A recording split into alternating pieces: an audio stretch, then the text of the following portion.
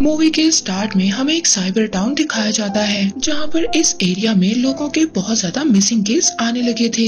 इसके बाद हम चिंग नाम के एक लड़के को देखते हैं जो वहाँ पर खड़ा किसी कंपनी की एडवर्टाइजमेंट को देख रहा था और तभी हम यहाँ पर देखते हैं कि कुछ लोग चिंग के पीछे पड़े हुए थे। इन लोगों को पता था कि चिंग पहले आर्मी में काम करता था, पर तभी हम देखते हैं चिंग के पास एक डॉक्टर की कॉल आती है। वो डॉक्टर चिंग को कहता है कि तुम्हारी बेटी का इलाज हमें 24 घंटे के अंदर अंदर करना होगा, वरना हम तुम्हारी बेटी को नहीं बचा सकते। अब चिंग को पैसों की बहुत ज्यादा जरूरत थी अपनी बेटी के इलाज के लिए, इसलिए चिंग क्रेडिट बीट नाम की एक जगह पर जाता है जो इंटरेस्ट फ्री लोन देने का वादा करते हैं। यहाँ पर चिंग जब आता है तो इसके बारे में इन्वेस्टिगेट किया जाता है। सबसे पहले तो इसके लोन की अमाउंट पूछी जाती है और फिर इसके बारे में पूछा जाता है और यहाँ पर वो लोग इसे एक एग्रीमेंट भी साइन करवाते हैं जिसमें ये लिखा था कि अगर इसकी डेथ एक्सीडेंट से हो जाती है तो ये इसके बॉडी को अपने मिशन में रिसर्च के लिए इस्तेमाल कर सकते हैं। अब यहाँ पर चिंग के एग्रीमेंट को साइन कर लेता है। वहाँ पर हम कुछ और लोगों की आईडी को भी देखते हैं।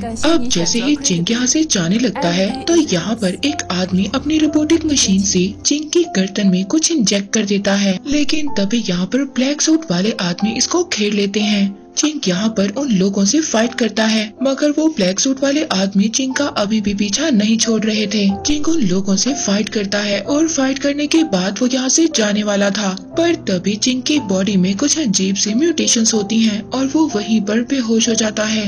इसके बाद हम देखते हैं चिंग को इंजेक्शन लगाया जाता है और इसकी बॉडी में कुछ इंजेक्ट भी किया जाता है। इसके बाद चिंग को जब होश आती है तो वो खुद को एक बर्फीले जंगल में पाता है। तभी यहाँ पर हम कुछ और लोगों को भी देखते हैं। कोई भी ये बात नहीं जानता था कि वो यहाँ पर कैसे आए हैं। इसी दौरान चिंग वहाँ पर एक ब्लैक कपड़े को देखता है। बड़ी हिम्मत से चिंग उस कपड़े को हटाता है। उस कपड़े के नीचे अलग अलग किस्म के वेपन्स रखे हुए थे। इन वेपन्स को देखकर सब लोग डर गए थे और इनमें से किसी को भी ये नहीं पता था कि इन वेपन्स को क्या करना है, इसीलिए अब वो सभी लोग एक एक वेपन ले लेते हैं। तभी अचानक से ये अपनी रिस्ट पर देखते हैं जिस पर एक ब्रेसलेट था। उस ब्रेसलेट में 12 घंटे का टाइम स्टार्ट हो जाता है, लेकिन यहाँ पर किसी को भी ये नहीं पता था कि इनके साथ क्या होने वाला है। पर तभी यहाँ पर इनमें से एक आदमी को अचानक से कोई मार देता है। जब ये लोग अपने पीछे देखते हैं तो इनके पीछे वही ब्लैक सूट वाले आदमी थे जिन्होंने मास्क पहना हुआ था। अब ये लोग इनको देखकर यहाँ से भागने लगते हैं और ये ब्लैक सूट वाले आदमी भी इनका पीछा कर रहे थे।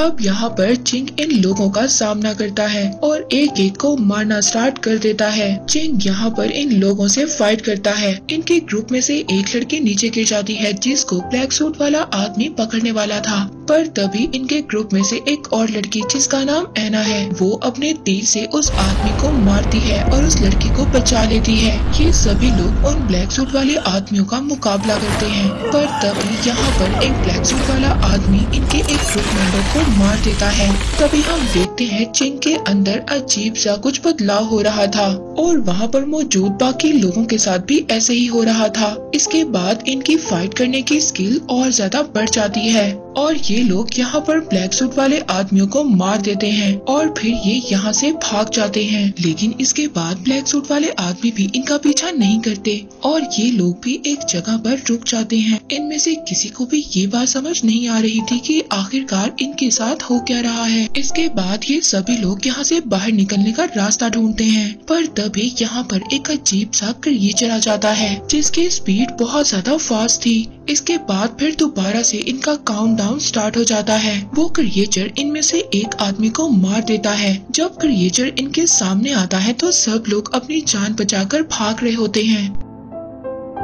क्रिएचर ऐना पर अटैक करता है, मगर वो तो उसके अटैक से बच जाती है। ये क्रिएचर वहाँ पर दूसरे आदमी को मार देता है। तभी जल्दी से चिंग ऐना की हेल्प करने आता है। वो दोनों क्रिएचर के सामने बिल्कुल खामोश खड़े हो जाते हैं, जिसके बाद वो क्रिएचर उनको नोटिस नहीं कर पाता। अब चिंग यहाँ से इस क्रिएचर को दूर लेकर जाने वाला था, पर तभी इनके ग्रुप में से जो ग्लासेस वाला आदमी था वो नीचे गिर जाता है। क्रिएचर उसके पीछे था। चिंग उस क्रिएचर को डिस्ट्रैक्ट कर अपने पीछे लाता है और वो भागना स्टार्ट कर देता है।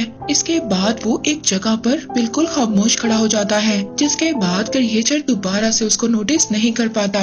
लेकिन इसी वक्त एक आदमी जो इनके ग्रुप का था और वो भाग रहा था, भागते भागते उसको सांस चढ़ गया था, वो हाँफ रहा था। तभी क्रिएचर इसकी आवाज से उसकी तरफ चला जाता है। अब क्रिएचर उस आदमी के सामने जाकर खड़ा हो गया था। इस क्रिएचर को देखकर उस आदमी की हालत तो खराब हो गई थी और बाकी सब लोग भी बहुत ज्यादा डर गए थे और वो क्रिएचर एक ही झटके में उस आदमी को मार देता है। अब चिंग बाकी लोगों के पास आता है, वो सबको खामोशी से यहाँ से निकलने का कहता है, जिसके बाद सभी लोग जंगल से बाहर आ जाते हैं और एक सेफ प्लेस ढूंढने लगते हैं। लेकिन हम देखते हैं वो क्रिएचर अभी भी इनके पीछे आ रहा था। पर तभी हम देखते हैं इन लोगों को एक कंस्ट्रक्शन साइट मिलती है। ये सभी लोग उसके अंदर चले जाते हैं, पर इनमें से जो ग्लासेस वाला मोटा आदमी था उसकी पैंट एक पाइप में फंस जाती है और क्रिएचर ने भी इनका पीछा करते हुए इनको ढूंढ लिया था। वहाँ पर चिंग उस मोटे आदमी की पैंट काट देता है और वो खुद को भी इस क्रिएचर के अटैक से बचा लेता है। एना अपने तीर से उस पर अटैक करती है, मगर वो पाइप लगने की वजह से क्रिएचर अंदर नहीं आ पाता और अब वो पाइप्स पर चढ़ना स्टार्ट कर देता है। ये देखकर चिंग वहाँ से सबको भागने का कहता है। भागते भागते मोटा ग्लासेस वाला आदमी नीचे गिर जाता है। अब ये लोग बहुत ज्यादा थक गए थे और एक जगह पर बैठ जाते हैं आराम करने के लिए। ये लोग सभी बहुत ज्यादा कंफ्यूज थे। ये सोच रहे थे कि जिस चीज ने इन पर अटैक किया था वो कोई मॉन्स्टर था या कोई और चीज थी। पर तभी चिंग यहाँ पर सबसे कहता है कि उसको जेनेटिक म्यूटेशन से शायद बनाया गया हो।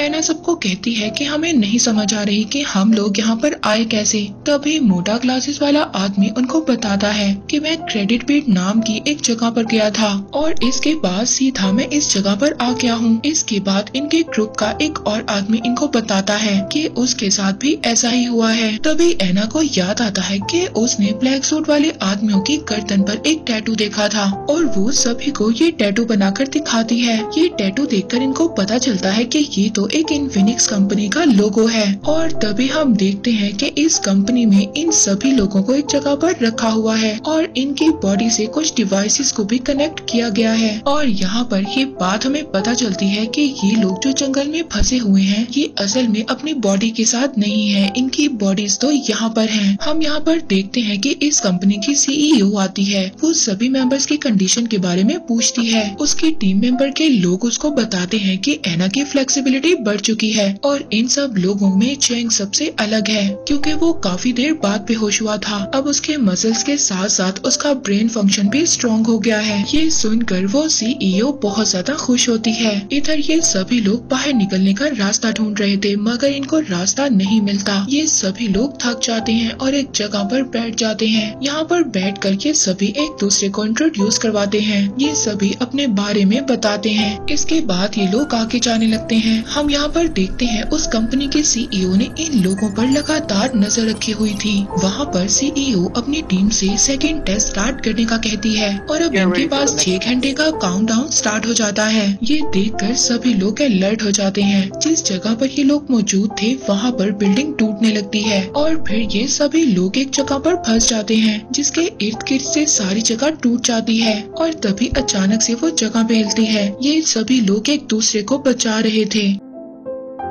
अब जैसे ही चिंग यहाँ पर अपने ग्रुप मेंबर की एक लड़की को बचाने लगता है, वो लड़की अपने दूसरे ग्रुप मेंबर के हाथ पर पाँव रख देती है जिसकी वजह से वो आदमी नीचे गिर जाता है। वो लड़की इन सब से कहती है कि मैंने ये जानबूझकर नहीं किया। तभी ये जगह और ज्यादा हिलने लगती है और वो लड़की भी नीचे गिर जाती है। अब ये सिर्फ 3 लोग जिंदा रह गए थे। यहाँ पर चिंग की बात नोटिस करता है कि ये जगह हर 5 सेकंड बाद हिलती है। अब चिंग यहाँ पर मोटे ग्लासेस वाले आदमी से कहता है कि हम इस साइड से दूसरी साइड पर जंप कर सकते हैं या नहीं। जब वो कैलकुलेशन करता है तो वो बताता है कि यहाँ से दूसरी साइड पर जाना इम्पॉसिबल है। मगर चिंग उस क्लासेस वाले आदमी से कहता है कि हमें ये रिस्क लेना होगा। वो आदमी उसको कहता है तो फिर तुम 35 डिग्री का यूज कर जंप कर सकते हो। अब चिंग यहाँ पर ये रिस्क लेता है और जंप कर फ्लोर पर आ जाता है। ये देखकर एना और वो क्लासेस वाला आदमी बहुत ज्यादा खुश होते हैं। चिंग इन लोगों के पास एक वायर फेंकता है। एना तो वहाँ पर फ्लोर पर आ जाती है और वो ग्लासेस वाला आदमी जंप लगाने से बहुत ज्यादा डर रहा था, मगर चिंग उसको हिम्मत देता है ये काम करने की कि तुम कर सकते हो। पर तभी जिस क्लिप के साथ वायर लटकी हुई थी वो टूट जाता है और वो ग्लासेस वाला आदमी नीचे गिरने वाला था, पर तभी चैंग उसको पकड़ लेता है और एना ने पीछे से चिंग को पकड़ा हुआ था, मगर उसने भी अपने पाँव के सहारे से उसको पकड़ा हुआ था और उस ग्लासेस वाले आदमी को भी पकड़ना बहुत ज्यादा मुश्किल हो रहा था। यहाँ पर उस आदमी को अचानक से कुछ हो रहा था, उसको ब्रेन हेमरेज हो गया था। वो उनके इंजेक्शन को और ज्यादा सहन नहीं पा रहा था, मगर इस कंपनी की सीईओ कहती है कि और ज्यादा इंजेक्शन लगाओ। वो आदमी चिंग से कहता है कि मुझे जाने दो, अगर तुमने मेरा हाथ नहीं छोड़ा तो हम सभी लोग मर जाएंगे। चिंग उस आदमी को बचाना चाहता था, वो पूरी कोशिश कर रहा था उसको बचाने की, लेकिन अचानक से उसका हाथ छूट जाता है और वो नीचे गिर जाता है। लेकिन कुछ ही देर में ये पूरी जगह गिरने वाली थी। एना अब चिंग को यहाँ से भागने का कहती है। वहाँ पर पुलिस को क्रेडिट पीट जगह के बारे में पता चल जाता है और उनको वहाँ से एक सिग्नल मिला था जो इन्फिनिक्स कंपनी में जाकर गायब हो गया था। इसीलिए पुलिस को अब ये शक था कि लोग जो गायब हो रहे हैं इसमें इन्फिनिक्स कंपनी का ही हाथ है और ये कंपनी किसी न्यू टेक्नोलॉजी को इन्वेंट करना चाहते हैं और हो सकता है उसी सीईओ ने अपनी रिसर्च के लिए लोगों को गायब करवाया हो। हम कंपनी में सीईओ को देखते हैं जो नेक्स्ट टेस्ट की तैयारी करने को कहती है। ये यहाँ से अपने दो लोगों को चिंग और एना के पास भेजती है। वहीं पर एना का पाँव बहुत ज्यादा जख्मी हो गया था, तभी चिंग उस पर एक कपड़ा बांधता है। फिर चिंग अपना बॉक्स ढूंढने लगता है, वही बॉक्स जो एना ने उठा लिया था वो उसको देती है। यहाँ पर चिंग उसको बताता है कि ये बॉक्स मेरी बेटी ने दिया था और वो बताता है कि मेरी बेटी को एक बीमारी है जो कि जेनेटिक लंग्स डिजीज है। ये सुनकर एना भी वहाँ पर इमोशनल हो जाती है। चिंग कहता है कि मैं किसी भी कीमत पर अपनी बेटी को बचाना चाहता हूँ। इसके बाद ये लोग आगे बढ़ते हैं। इनके पास दोबारा से काउंटडाउन स्टार्ट हो जाता है जिसमें अब सिर्फ 2 घंटे का टाइम बचा हुआ था।